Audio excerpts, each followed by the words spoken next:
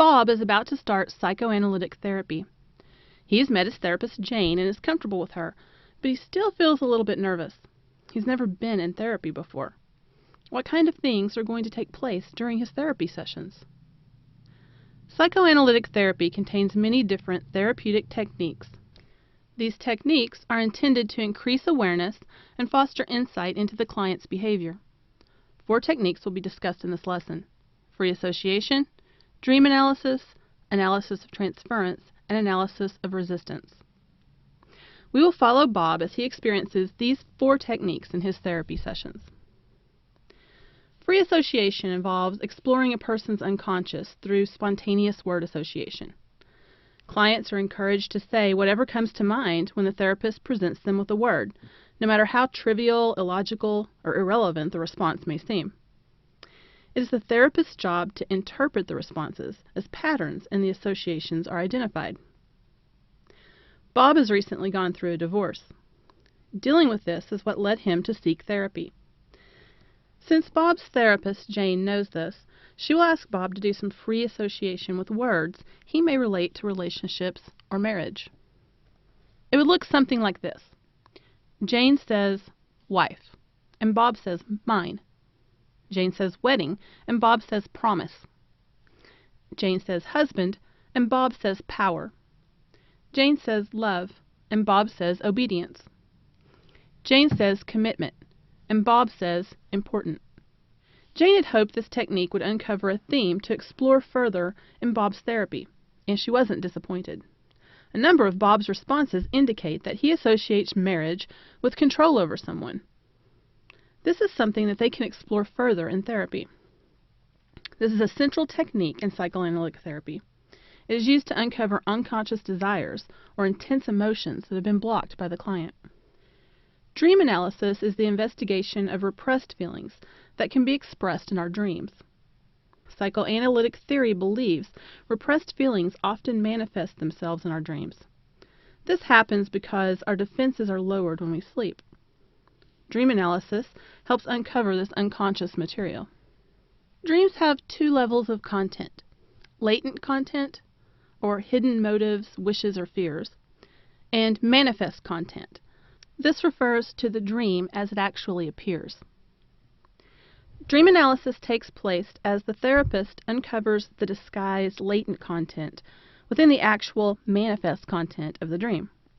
Usually this involves identifying symbolic meaning in the dream. Sometimes free association with different dream elements is used in the process. Jane has asked Bob to write down any dreams he has had and to bring it with him to his next therapy session. The night before his therapy session, Bob had a dream that he was trying to bury something.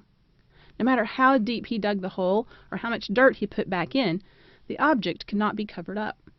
He also could not see what it is he was trying to bury. Jane asks Bob to do some free association with her about the dream. Jane says hole, and Bob says endless. Jane says bury, and Bob says failure. The responses continue in a similar manner. This leads to an interpretation of the dream. It appears that Bob is repressing feelings of failure and hopelessness. Interpreting a dream's meaning not only uncovers repressed material, but provides insight into a person's present functioning. Transference is the transfer of feelings from the past to someone in the present. Usually it involves these feelings being transferred from the client onto the therapist. This situation is considered valuable to the therapeutic process because it allows the client to re-experience feelings that need to be resolved.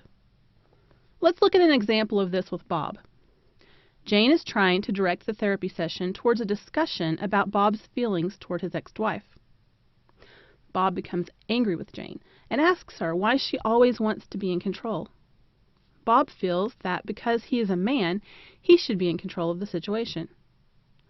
As Bob begins to realize he is really expressing his feelings toward his ex-wife, he begins to talk about why he feels strongly about being in control and how it affected his marriage. Exploring transference can often open the discussion of a topic that a client has been trying to avoid. It can also demonstrate the influence of the past on a person's current functioning. This brings us to the topic of resistance. Resistance is any attitude, idea, feeling, or action that interferes with a change from the present situation. The therapist needs to help the client see that this resistance is not helpful to them. Do they want to continue on a path that is not working for them, or do they want to try something new? Let's think of Bob again. Bob is having difficulty believing that he does not have to be in control of everything in his life. After all, if he is in control, things will go the way he wants them to. Jane must help him realize that he is blaming himself for things that he cannot control. For Bob to make progress in therapy, he must realize that he cannot control the actions or choices of others. The analysis of resistance is essential to successful therapy. If a client is unable to resolve the issue that is interfering with a change in their present situation, they are unlikely to be successful at changing it. There are many therapeutic techniques that can be used in psychoanalytic therapy.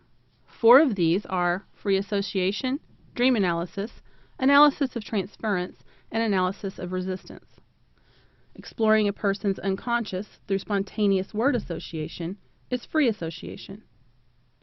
The investigation of repressed feelings that can be expressed in our dreams is dream analysis. The transfer of feelings from the past to someone in the present is transference.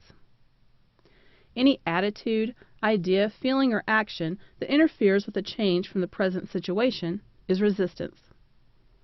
These techniques are central to psychoanalytic therapy. They can be used alone or in combination with one another. Their purpose is to increase awareness and foster insight into the client's behavior and emotions.